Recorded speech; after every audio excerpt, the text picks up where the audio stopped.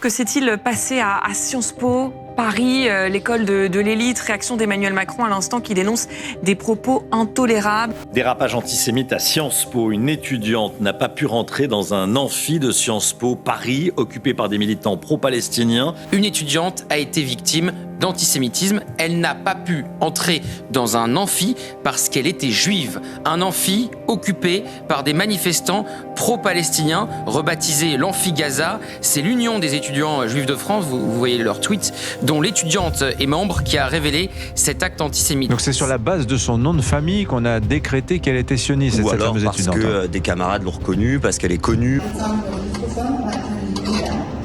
Je tiens ici à dire que toutes les demandes qui nous ont été faites. On a préféré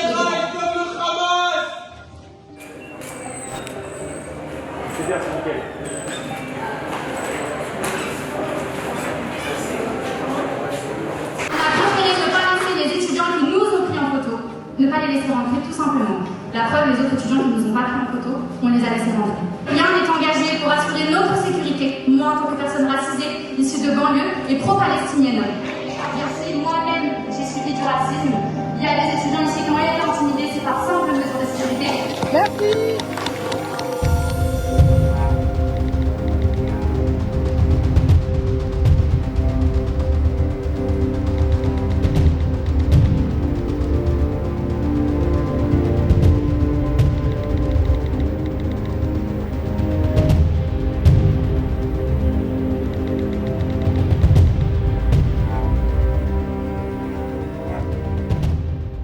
Personne n'est pas rentré en raison de sa confession religieuse ou de sa vie politique. Il y a eu une personne dans un contexte de climat où nous, on fait attention parce qu'en fait, on est constamment filmé, on atterrit toujours sur les réseaux sociaux. Il y a une vague de cyberharcèlement qui sévit toujours après que ces vidéos soient postées.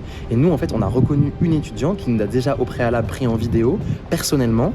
Et en fait, on a demandé à ce qu'elle ne rentre pas. C'est tout ce qui s'est passé. L'administration était présente. Il n'y a rien d'autre. On n'a jamais dit que cette personne ne rentrerait pas, encore une fois, en raison de sa confession religieuse ou sa vie politique, parce qu'il y avait des gens de son groupe qui étaient présents dans l'amphithéâtre et on a eu des débats avec des gens qui ne pensaient absolument pas comme nous pendant 10, 20, 30 minutes. Donc ça n'a jamais été une question.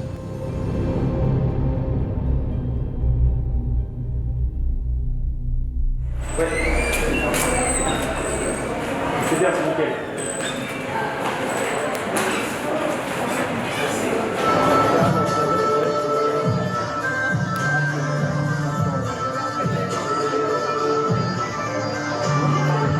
Ce qui se passe aujourd'hui, c'est la journée européenne de mobilisation des universités contre l'occupation. C'est en fait une semaine qui s'appelle la Israeli Apartheid Week, qui existe depuis 2005. Et là, il y a une coordination d'universitaires, de professeurs, de doctorants et d'étudiants universitaires en France pour se mobiliser ce 12 mars.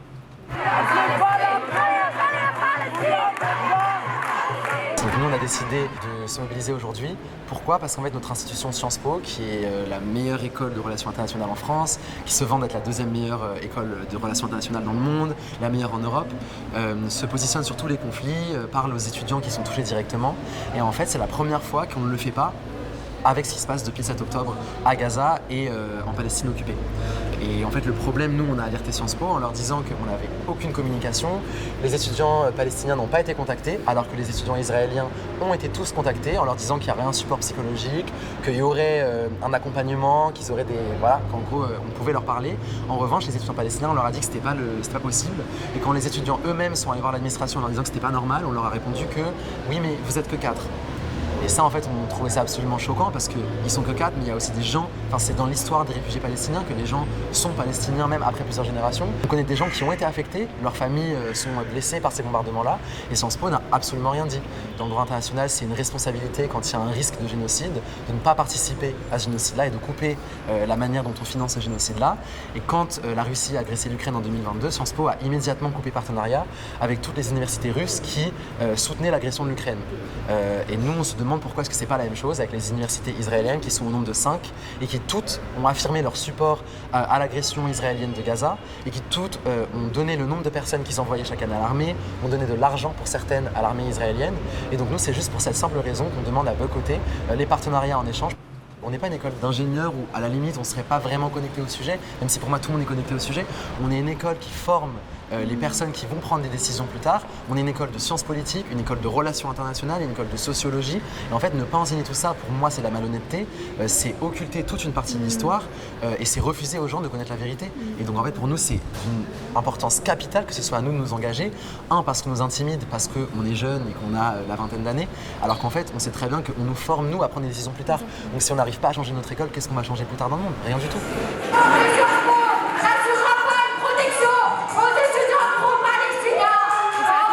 Moi, les ressources que j'ai aujourd'hui qui m'ont fait comprendre la situation actuelle, je l'ai eu grâce à Sciences Po, parce que Sciences Po nous forme, et c'est ça en fait cette dichotomie, ce qu'on ne comprend pas, cette inégalité, c'est que vous nous éduquez à certains sujets, vous nous apprenez certaines choses, mais en réponse, vous faites absolument rien du tout. Et aujourd'hui, on parle de scolacide à Gaza, donc il y a énormément d'universités, les élèves ne peuvent même plus étudier, donc nous, en tant qu'étudiants, en fait, on est obligés, c'est la suite logique en fait, et c'est à ce moment-là qu'on forme et qu'on sensibilise les gens, c'est par le biais en fait de l'éducation. On a commencé les mobilisations depuis le premier semestre, donc c'est à peu près octobre je pense. C'est en réponse aux intimidations que plusieurs étudiants ont eu de la part de certains étudiants de Sciences Po qui sont d'un certain bord politique. Pour ces raisons-là, plusieurs fois des étudiants ont été intimidés pour leur prise de position pro-palestinien, surtout les étudiants qui font partie de l'association Student Justice for Palestine à Sciences Po Paris. Il y en a qui se sont fait agresser, il y en a qui se font prendre en photo, on ne sait pas ce qui se passe on sait pas ce qui se passe après cette prise de photo. Moi par exemple, on m'a pris plusieurs fois en photo quand j'ai participé aux mobilisations. J'ai fini plusieurs fois dans des médias d'extrême droite. Sur Twitter, je me faisais harceler. Forcément, ça utilise mon image et ça m'instrumentalise pour catégoriser Sciences Po d'islamo-gauchisme. Et on fait en fait exprès de me prendre en photo pour justement coller cette étiquette à Sciences Po. Et en réponse, Sciences Po nous offre aucune sécurité à nous, les étudiants pro-palestiniens, parce qu'en plus de marginaliser nos voix, en plus d'omettre ce massacre que Israël est en train de commettre aux Palestiniens, il ne nous offre aucune sécurité. Rien n'est engagé pour assurer notre sécurité, moi en tant que personne racisée, issue de banlieue et pro-palestinienne. Il y a un climat qui, du coup, depuis le 7 octobre est extrêmement tendu, où dans les cours, on a des étudiants autour de nous et nous-mêmes. En fait, on nous refuse des sujets d'exposé parce que Sciences Po est très basé sur les exposés, donc on a beaucoup de présentations à faire. Et pendant nos cours, on nous dit non, parlez pas de ce sujet-là, c'est trop politique, c'est sur la Palestine, changez de sujet. Et en fait, on sent qu'il y a une espèce d'impossibilité de parler et en fait, c'est extrêmement compliqué. Ce qui est en train de se passer, c'est par la Cour de justice internationale, c'est une forte probabilité de génocide.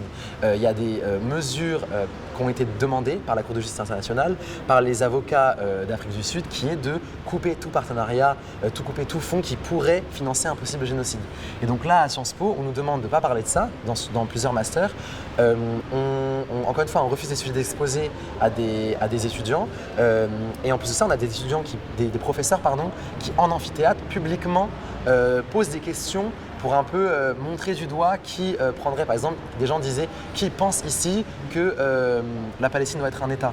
Et en fait, il a attendu que les gens lèvent la main pour ensuite leur dire que non, la Palestine n'est pas un État, etc. Et en fait, il y a une espèce de pointage du doigt public et des coups de pression. Il y a un professeur, par exemple, on a dénoncé, les étudiants ont dénoncé ce qu'il avait dit sur Twitter, où il appelait à l'attaque de Rafah, qui était la zone où on a demandé à tous les Palestiniens, à l'invasion de Rafah. Invasion de Rafah, qui est la zone où on a demandé à tous les Palestiniens de se réfugier parce que c'est la seule zone sûre à Gaza. Il a appelé à l'invasion de cette zone-là. Les étudiants ont dit que c'était pas normal. Et ces mêmes étudiants qui ont dit que c'est pas normal, maintenant sont en procédure disciplinaire parce que le professeur dit qu'il va porter plainte contre eux, a pris leur nom, a dit qu'ils auraient des bonnes surprises. Et en gros, c'est des intimidations qui sont constantes dans le monde des professeurs à Sciences Po. Et les quelques professeurs et doctorants qui essaient de parler de ces sujets-là, on leur dit de se taire. Mais vraiment, c'est des choses qu'on nous rapporte à nous-mêmes. En tant qu'étudiante voilée issue de la banlieue, je représente tout ce que les fascistes n'aiment pas. Donc forcément, moi j'ai peur et on m'intimide constamment. Enfin, c'est vraiment des intimidations un peu passives. On me prend en vidéo, on me filme, je sais pas ce qu'ils en font après. Il y a quelques jours, on a organisé, l'association Student Justice for Palestine, en collaboration avec des syndicats de Sciences Po, ont organisé une conférence où ils ont invité Rima Hassan et ils ont invité Rima Hassan. Il y avait en fait un mouvement, une mobilisation dehors Donc c'était des gens qui étaient cagoulés, il y a des rumeurs en tout cas qui disent que c'était la Ligue de défense juive. Et quand tout ça se passe, ces mêmes membres de l'administration créent des faux comptes Instagram pour nous regarder sur les réseaux sociaux. Ils s'abonnent à nos comptes privés sur les réseaux sociaux. Comment on le sait? Parce qu'en fait, ces personnes-là ont plus de 50 ans et que nous, la technologie, on a de la chance de pouvoir la maîtriser et qu'on peut retrouver les adresses email derrière ces comptes Instagram, on peut retrouver les numéros derrière ces comptes Instagram et c'est exactement leur nom et c'est le nom de exactement les personnes qui viennent à nos événements. Je tiens à préciser d'ailleurs qu'une des photos de profil de ce compte-là, on peut faire un Google Reverse, c'est-à-dire qu'on prend la photo, on peut voir d'où cette photo vient là. Et c'est une des premières photos qu'on trouve quand on tape homme arabe sur Google. Donc voilà, il y a des stratégies plus ou moins bricolées pour essayer de nous retrouver. Et ensuite, ces mêmes personnes qu'on n'a jamais rencontrées en personne viennent nous voir et nous appellent par nos prénoms, nous tutoient, en gros pour nous montrer qu'ils savent qui on est. Ouais, ça je peux te montrer à l'intérieur si tu veux. On avait du coup un ami qui est réfugié gazaoui. La banderole, Sciences Po complice.